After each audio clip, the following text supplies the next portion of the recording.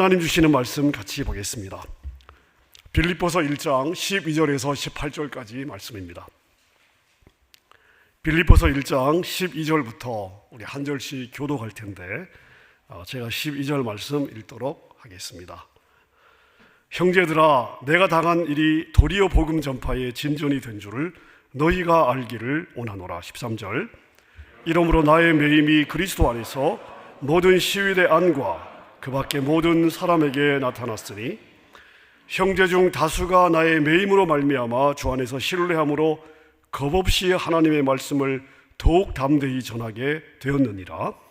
어떤 이들은 투기와 분쟁으로, 어떤 이들은 착한 뜻으로 그리스도를 전파하나니 이들은 내가 복음을 변증하기 위하여 세우심을 받은 줄 알고 사랑으로 하나 그들은 나의 매임 때문에 괴로움을 더하게 할 줄로 생각하여 순수하지 못하게 다툼으로 그리스도를 전파하느니라. 함께 읽습니다. 그러면 무엇이냐? 거칠이로 하나 참으로 하나 무슨 방도로 하든지 전파되는 것은 그리스도니 이로써 나는 기뻐하고 또한 기뻐하리라. 아멘. 학문에 많은 분야가 있습니다. 그 중에 성공학이 있고 실패학이 있습니다.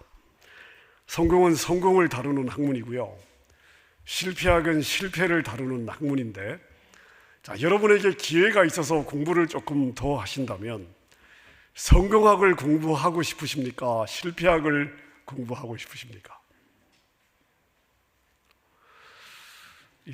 실패라는 단어는 별로 말씀을 안 하시는 것 같고 아마 다들 성공학을 공부하고 싶어 하시는 것 같습니다. 누구나 다 성공을 원하니까요. 근데 이 실패학도 사실은 실패를 통해서 어떻게 이 실패를 성공으로 나가게 할 것이냐를 다루는 학문이기 때문에 본질적 이름은 실패학이지만 본질적으로는 성공학이라고 해도 될 것 같습니다. 이 실패학을 가르치는 저명한 실패학의 교수님 한 분이 이런 이야기를 했습니다. 이 실패학에 대해서 우리는 실패에 대한 인식을 바꿀 필요가 있다. 우리는 흔히 실패는 성공의 어머니라고 하는데 하지만 이것은 완전히 옳은 말은 아니다. 왜냐하면 모든 실패가 성공의 어머니가 되는 것은 아니기 때문이다. 실패의 원인과 과정을 철저하게 분석하지 않는다면 실패는 그저 실패로 남게 될 것이다. 모든 실패는 분명히 훗날 성공의 자산이 되는 것은 맞는데 그러기 위해서는 조건이 있다. 실패했을 때 좌절하기보다는 그것을 철저하게 분석하고 활용하라. 그러면 그 실패는 성공의 지름길이 될 것이다.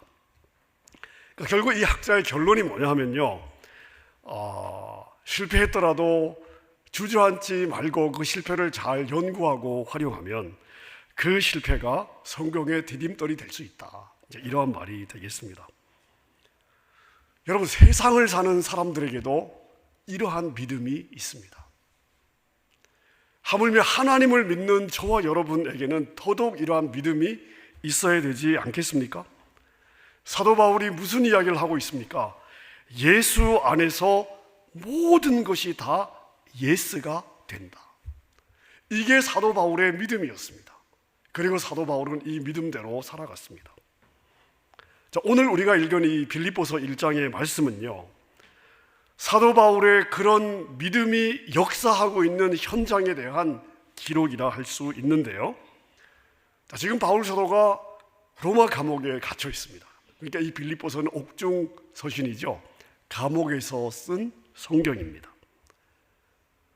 감옥에 갇힌 바울 사도가 감옥에서 빠져나갈 수 있는 가능성은 없다고 봐야 되겠고요, 그 당시 기독교를 엄청 핍박했던 네로 황제의 통치하에서 많은 그리스도인들이 정말 엄청난 핍박을 받고 죽임을 당하고 있는 상황이었기 때문에 바울 사도도 언제 사형이 집행될지 모르는 그런 상황 가운데 있었습니다. 만약 여러분이 바울 사도라고 가정을 하시고요, 이런 상황에서 여러분을 위해 기도하는 여러분의 중보자들에게 기도 요청을 한다면 어떤 기도 제목을 드리게 될 것 같습니까? 아마 저라면 이런 기도 제목을 드렸을 것 같습니다. 여러분, 저는 지금 로마의 차디찬 감옥에서 어려운 날을 보내고 있습니다.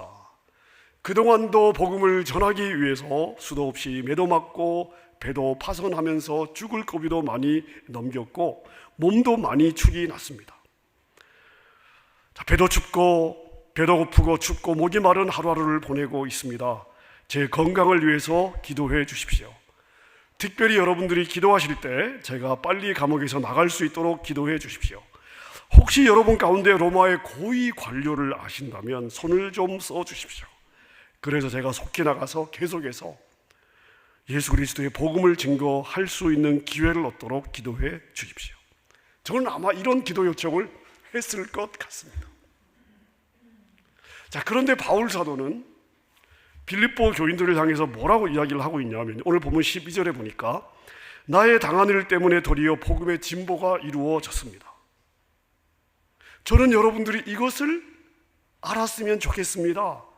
자, 이렇게 편지를 쓰고 있습니다. 당시 바울 사도는 선교의 개척자 아닙니까? 선교의 선구자였습니다.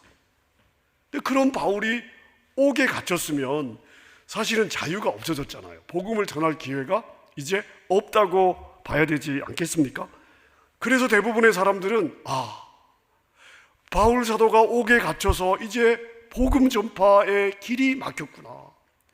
누가 바울 사도만큼 저렇게 살아낼 수 있겠는가? 그렇게 다들 생각을 하고 있었거든요. 근데 바울 사도는 자신이 감옥에 갇혔기 때문에 도리어 복음의 진보가 지금 이루어지고 있다고, 여러분들이 이걸 알아야 된다고 이야기를 하는 것입니다. 대부분의 성도들이 보는 관점과 다른 관점으로 자기의 상황을 보고 있는 것이죠. 여러분, 그래서 저는 오늘 이 바울 사도의 고백, 자기의 상황을 바라보는 바울 사도의 지금 이것을 통해서 우리에게 믿음의 관점에 있어야 됨을 다시 한번 강조하고 싶습니다. 제가 늘 강조하잖아요. 믿음의 관점, 하나님의 관점, 끝의 관점. 자, 우리 눈에 보이는 상황 너머에서 하나님은 지금 어떤 일을 하고 계시는가? 우리가 이것을 볼 수 있어야 된다는 거죠. 자, 오늘 본문을 보면 바울 사도가 자신이 감옥에 갇힌 것이 복음에 더 진보가 된다고 생각했던 이유가 있습니다. 자, 제가 12절을 다시 한번 읽어보겠습니다. 나의 당한 일 때문에 도리어 복음에 진보가 이루어졌습니다. 나는 여러분이 이것을 알기를 원합니다. 자, 지금 이 12절에 굉장히 중요한 단어가 하나 있습니다.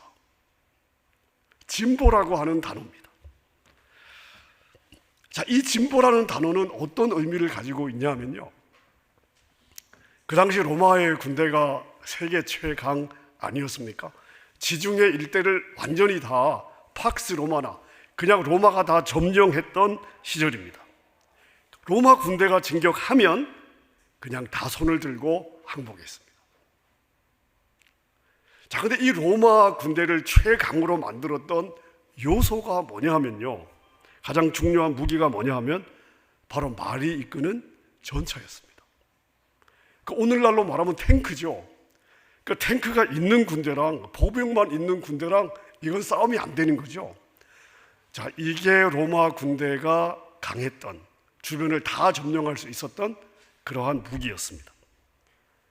그런데 보병과 달리 보병은 어디나 갈 수 있습니다. 근데 전차가 들어가기 위해서는 길이 있어야 됩니다. 전차가 달릴 수 있는 길이 있어야 되는데요, 그래서 로마 군 안에는 아주 중요한 이 부대가 뭐냐 하면 전차 부대와 전차 부대가 들어가기 전에 길을 닦는 공병대였습니다. 이 두 부대가 로마 군대의 주축이었습니다. 로마가 정복을 하는 모든 곳에는 공병대가 먼저 와서 길을 내고 그 다음에 전차 부대가 들어가서 그 지역을 정복했습니다. 자, 그럼 이 진보라는 단어는 어떤 의미로 쓰였냐면요, 공병 부대가 길을 내다, 이 단어가 바로 이 진보라는 단어입니다. 그러니까 이 진보라는 단어를 사람들이 들을 때 이 단어는 사람들에게 어떤 의미로 그 당시의 사람들에게 즉각적으로 와 닿았냐면, 그 지역에 길을 내면 그 지역은 이제 로마께 되는 거야. 로마의 땅이 되는 거야. 그냥 자동적으로 이런 인식을 가진 단어였습니다. 왜냐하면 길만 만들어주면 전차 부대가 들어올 수 있으니까요. 자, 여러분, 이 진보라는 단어를 통해서 바울 사도가 말하고 싶은 포인트는 무엇이겠습니까? 성도들이여, 염려하지 마십시오. 나의 매임을 인하여 걱정하거나 불안해하거나 염려하지 마십시오. 나의 매임이 지금 복음의 진보입니다. 내가 지금 이 감옥에 매여 있기 때문에 내가 매이지 않았더라면 결코 열리지 않았을, 뚫리지 않았을 복음의 장벽들이 지금 무너지면서 복음이 지금 새롭게 증거되고 있습니다. 지금 바울 사도는 이 진보를 통해서 이걸 이야기하고 싶은 것입니다. 다시 말씀드리면 사도 바울은 개인적으로는 자신에게 위기였지만 이것이 곧 복음의 기회임을 보았던 것이죠. 자, 그렇다면 사도 바울은 무엇을 근거로 자신의 이런 매이게 된 상황을 복음의 진보로 해석하고 있을까요? 무엇을 근거로? 근거가 있어야 되잖아요. 자, 그게 지금 13절에 나옵니다. 제가 읽겠습니다. 이러므로 나의 매임이 그리스도 안에서 모든 시위대 안과 그 밖의 모든 사람에게 나타났다. 자신의 매임이 지금 시위대 안과 밖에서 지금 역사하고 있다는 것입니다. 자, 이 말이 무슨 말인가 하면요, 지금 바울 사도가 언급한 이 시위대는 로마 황제를 경호하는 경호 부대였습니다. 자, 황제를 경호하는 경호 부대. 자, 그래서 이 시위대는요, 로마의 탑 리더십, 그러니까 귀족들의 자제로만 구성된 그 당시 로마 최고의 엘리트 부대였습니다. 자, 근데 이 바울의 경우에 이 시위대 군인이 4명이 바울을 지키는 겁니다. 2사람은 바울의 양쪽 팔에 자기의 팔을 묶고요, 그 2사람, 그 다음에 2사람이 지키는 겁니다. 이게 하루에 4교대로 돌아갔습니다. 자, 그러니까 4명이 하루에 4교대로 돌아가면 바울 사도는 하루에 몇 명을 만나게 되는 거죠? 16명을 만나게 되는 것입니다. 누구죠? 로마의 엘리트 청년들입니다. 앞으로 로마를 이끌게 되는 엘리트 청년 16명을 매일 만나게 되는 것입니다. 여러분, 바울 사도가 이 로마의 엘리트 청년들을 본인이 매이지 않았더라면 만나고 싶다고 만날 수 있는 사람들입니까? 마음 먹는다고 원한다고 만날 수 있는 사람들이 아니에요.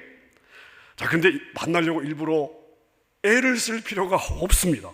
오히려 하루 4번 정해진 시간만 되면 그냥 바울 사도를 찾아와요. 감시를 해야 되니까요. 자, 그런데 바울 사도가 어떤 사람입니까? 기회를 얻든지 못 얻든지 복음 전파에 목숨을 걸었던 사람입니다. 기회가 되면 기회가 되는 대로 그 기회를 놓치지 않았고요, 기회가 없으면 기회를 만들어서 복음을 전했던 그런 위대한 사도 아닙니까? 자, 그런데 바울이 평소 같으면 상상도 못할 그런 로마의 엘리트 미래 지도자들을 감옥에 갇혀 있었기 때문에 매일 16명에게 복음을 전할 기회를 가지게 되었던 것입니다. 만약 바울 사도가 로마의 감옥에서 신세한탄을 하고, 내가 생명 걸고 복음을 전했는데 어쩌다가 내가 이렇게 감옥에 갇혀서 내가 이제 손발이 다 묶였구나, 나 이젠 기회가 없구나, 하나님 이게 제 인생의 끝입니까? 만약 바울이 그렇게 절망하고 있었다면 바울은 자기에게 주어진 이 기회들을 절대로 보지 못했을 것입니다. 여러분, 절망하는 사람에게는요, 하나님이 시온의 대로를 열어주셔도 보이지 않습니다. 그 길이 보이지 않습니다. 하지만 눈에 보기에는 절망의 상황이지만 하나님은 그 시간에도 자기 백성들을 위해서 맹렬하게 일하시는 분이라는 믿음이 있다면 그리고 하나님이 그렇게 맹렬하게 일하고 있다는 것을 볼 수 있다면 우리는 어떤 상황에서도 가슴 벅찬 기대로 하나님을 바라볼 수가 있습니다. 그러니까 여러분, 믿음의 관점이 있어야 믿음의 역사를 기대할 수 있는 거고요. 믿음의 관점으로 기대해야 믿음의 역사를 내 경험에서, 내 삶에서 경험할 수 있는 것이죠. 이 믿음의 관점이 여러분 모두에게 또 저에게 있기를 바랍니다. 여러분, 이 믿음의 관점과 더불어서 제가 오늘 본문을 통해서 강조하고 싶은 것이 또 하나 있습니다. 자, 위기가 기회로 바뀌는 역사를 경험하기 위해서는요, 반드시 내가 살아가는 이유가 명확해야 돼요. 내 삶의 이유가 무엇이냐, 내 삶의 목적이 무엇이냐, 여러분, 이게 분명해야 위기가 기회가 되는 역사를 내 삶에서 경험할 수가 있습니다. 자, 이게 지금 무슨 말인가 하면, 자, 바울이 18절에 보니까 이렇게 고백하고 있습니다. 그러면 무엇이냐? 거칠이로 하나, 참으로 하나, 무슨 방도로 하든지 전파되는 것은 그리스도니 이로써 나는 기뻐하고 또한 기뻐하리라. 지금 바울 사도가 참 굉장히 위대한 고백을 지금 하고 있는 거거든요. 자, 바울 사도의 존재 이유가 무엇입니까? 바울 사도는 무엇을 위해 살았습니까? 예수 그리스도를 위해 살았고요, 예수 그리스도를 증거하는 복음 전파에 목숨을 걸었던 사람입니다. 예수 그리스도와 그분의 복음이 바울 사도가 사는 이유였고, 존재하는 이유였고, 삶의 목적이었고, 바울 사도가 달려갔던 바울 사도의 삶의 방향이었습니다. 자, 그러니까 자신이 자유자로 살던 아니면 감옥에 매였던 이게 바울 사도에게는 전혀 중요하지 않았습니다. 지금 자신을 통하여 복음의 증거가 되고 있느냐, 되고 있지 않느냐가 바울 사도에게는 가장 중요했습니다. 그러니까 바울 사도가 자신의 삶의 이유를 놓치지 않는 한 바울 사도에게는 어떤 확신이 있었냐면, 하나님은 나의 삶의 이 목적을 이룰 수 있도록 이끌어 가실 것이다. 바울 사도에게는 이 확신이 있었고요, 그리고 하나님은 바울의 삶을 그렇게 인도해 주셨습니다. 여러분, 내가 나를 위해 살고자 할 때 내가 제대로 못 살면 그 부끄러운 일이 될 수 있습니다. 내가 어려움을 당하는 것이 못 견딜 일이 될 수 있습니다. 자, 그런데 내가 주님을 위해 살기로 작정했습니다. 어차피 나는 주님의 것입니다. 자, 그렇다면 주님이 나를 부르셨고 그분의 필요에 따라 사용하시겠지요? 여러분, 그렇다면 이 믿음이 있다면 우리는 어떤 위기에서도 하나님을 기대할 수 있지 않겠습니까? 자, 여러분은 무엇을 위해 살아가십니까? 하나님이 여러분에게 생명을 주셔야 되는 이유가 무엇이죠? 하나님 여러분에게 복을 주셔야 되는 이유가 무엇입니까?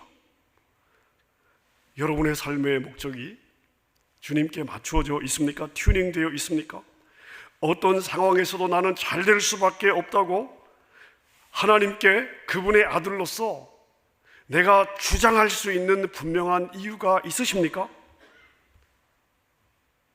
사도 바울에게는 이 이유가 분명히 있기 때문에 어떤 상황에서도 하나님이 자기 편이라는 믿음이 있었고요, 그래서 역전에 대한 기대가 있었고, 그 기대에 따라 하나님은 길을 열어주셨고, 그 매임 가운데서도 그 매임이 아니었으면 상상할 수 없었던 복음의 이 진보에 대한 기회를 하나님이 주셨던 것입니다.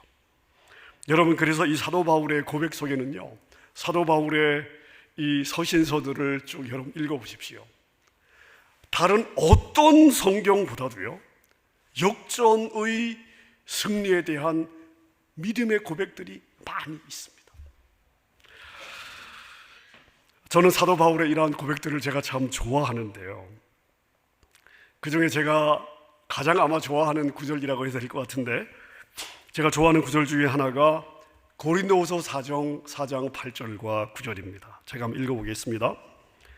우리가 사방으로 우겨쌈을 당하여도 쌓이지 아니하며 답답한 일을 당하여도 낙심하지 아니하며 박해를 받아도 버림받지 아니하며 거꾸로 뜨림을 당하여도 망하지 아니하고.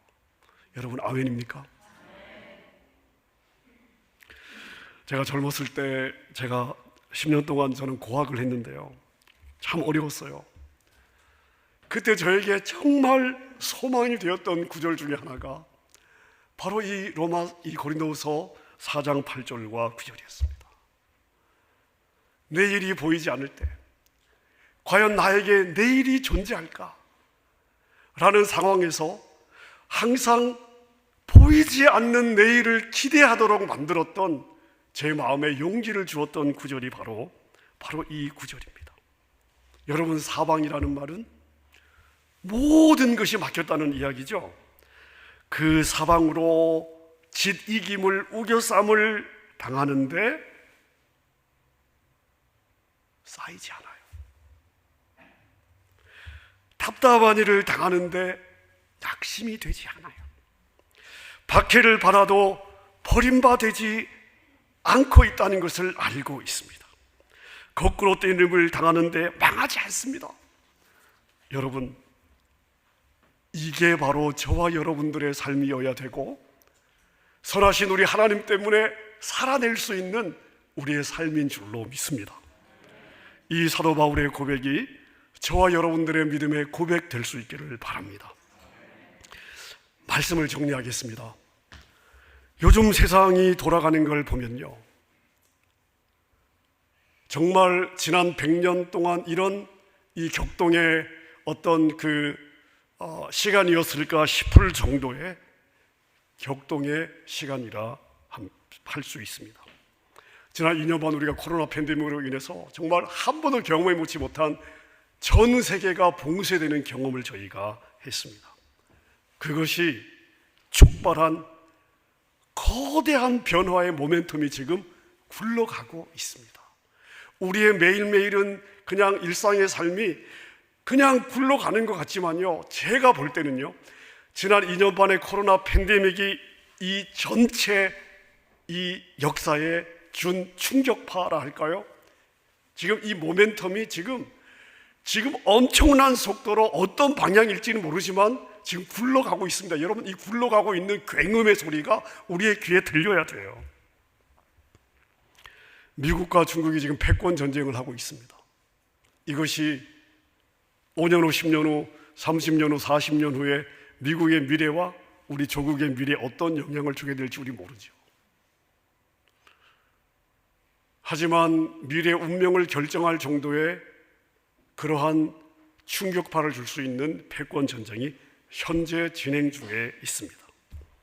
러시아와 우크라이나 전쟁이 촉발한 지난 몇십 년 동안 세계화를 통해서 온 세계가 혜택을 입었다면, 지금은 그 세계화가 사라지고 블록화, 공급망의 붕괴가 전 세계를 격동의 상황으로 몰아가고 있습니다. 여러분, 지금 일어나고 있는 이 상황이 앞으로 10년 후, 30년 후, 50년 후에 우리의 미래를 결정할 정도의 모멘텀으로 엄청난 충격을 지금 이 지구상에 주고 있습니다. 여러분, 지금 우리가 이 상황을 살아가면서 조금 전에 우리가 정리한 두 가지를 저희가 한번 마음에 두었으면 좋겠습니다. 첫째는 뭐냐 하면요, 여러분, 어떤 상황에서도 하나님이 그 상황의 주인이십니다. 역사를 보면 모든 기회는요, 위기를 통해 왔습니다. 위기를 통해 망하는 사람들이 있고 위기를 통해 점프하는 사람들이 있었어요. 그런 개인이 있었고 그런 기업이 있었고 그런 나라들이 있었습니다. 여러분, 역사를 보세요. 역사를 읽어야 돼요. 역사를 공부해야 됩니다. 위기가 기회였습니다. 자, 그런데 지금 이 모든 상황에 누가 주인이냐? 저와 여러분들의 아버지가 주인이십니다. 따라서 지금의 역사 또한, 지금의 이 모든 격동의 어떤 모멘텀, 사건, 이런 것들이 하나님이 정한 역사의 끝을 향해 하나님이 이끌어 가시는 과정의 일부라고 봐야 돼요. 여러분, 그래서 우리에게는 이러한 일반적인 상식을 깨어버리는 도리어의 믿음이 있어야 합니다. 하나님이 지금의 이러한 상황을 통하여 어떤 상황으로 이 역사를 이끌어 가실 것이냐, 이걸 볼 수 있는 눈이 있어야 됩니다. 여러분, 위기가 아니었으면 결코 경험할 수 없는 기회들을 우리는 기대할 수 있는 그러한 상황입니다. 우리가 이 믿음으로 현재 위기를 해석한다면 이 상황의 주인 되시는 하나님의 도우심을 따라 역전의 기회를 만들 수 있다. 저는 그렇게 믿습니다. 여러분에게도 이런 믿음이 있으시기를 바랍니다. 자, 두 번째로는 뭐냐면요, 우리 각 개인의 삶의 목적입니다. 결국 끝에 가서 우리가 주님 앞에 설 텐데, 나는 무엇을 가지고 주님 앞에 설 것이냐, 나는 무엇으로 주님 앞에서 계산할 것인가. 여러분, 이것을 망각하며 살아가는 인생은 어리석은 인생입니다. 인생을 보지 못하는 인생입니다. 여러분의 삶의 목적을 예수 그리스도에게 맞춰야 돼요. 여러분의 삶의 이유를, 역사의 방향, 하나님이 끌고 가시는 역사의 방향을 타고 가셔야 돼요. 내 인생의 목적이 주님께 맞추어져 있을 때 주님이 나를 도우시고, 나는 주님이 나를 도우실 것에 대한 확신을 가질 수 있습니다. 여러분, 이 확신이 왜 중요하냐 하면, 이 확신이 있을 때에 남들이 보지 못하는 것을 볼 수 있는 믿음의 관점을 가지게 되고, 이 확신이 있을 때 그 확신이 나에게 지혜를 주게 될 것이고, 여러분, 이 확신이 나에게 용기의 근원이 될 것입니다. 주님을 위해 사는 인생이 가장 안전한 인생인 줄로 믿습니다. 주님을 위해 사는 인생이 가장 지혜로운 인생인 줄로 믿습니다. 여러분, 그 인생이 가장 행복하고 멋진 인생입니다. 아멘입니까? 이 믿음으로 믿음의 흔적, 족적을 남기며 살아내는 저와 여러분 될 수 있기를 우리 주님의 이름으로 축원합니다. 우리 함께 찬양하겠습니다. 여러분, 우리의 믿음은요, 나의 능력과 나의 지혜가 있는 것이 아니에요. 그러면 우리는 기대할 것이 없습니다. 나의 믿음은 어디에 있냐 하면 주님께 있습니다. 아멘입니까? 우리 이 찬양 믿음의 고백으로 주님 앞에 올려드리도록 하겠습니다.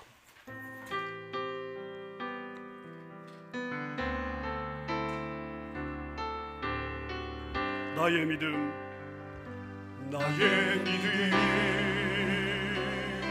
주께 있네. 십자가 능력이 내 영광 되었네. 주께서 우리를 승리케 하셨네. 나의 능력, 나의 소망 주께 있네. 나의 믿음 주께 있네. 십자가 능력이 내 영광 되었네. 주께서 우리를 승리케 하셨네. 나의 능력, 나의 소망 주께 있네. 나의 믿음 주께 있네.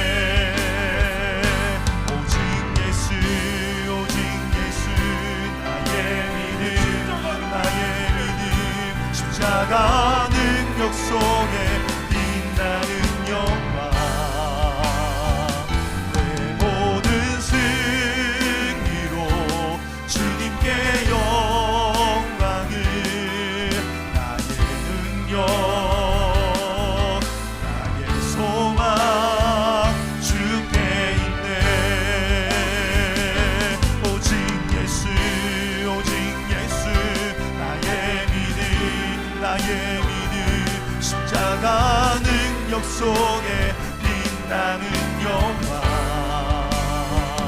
내 모든 승리로 주님께 영광을 나의 능력 나의 소망 주께 있네 오직 예수 나의 믿음 십자가 능력 속에 빛나는 영광 내 모든 승리로 주님께 영광을 나의 능력 나의 소망 주께 있네 아멘, 아멘.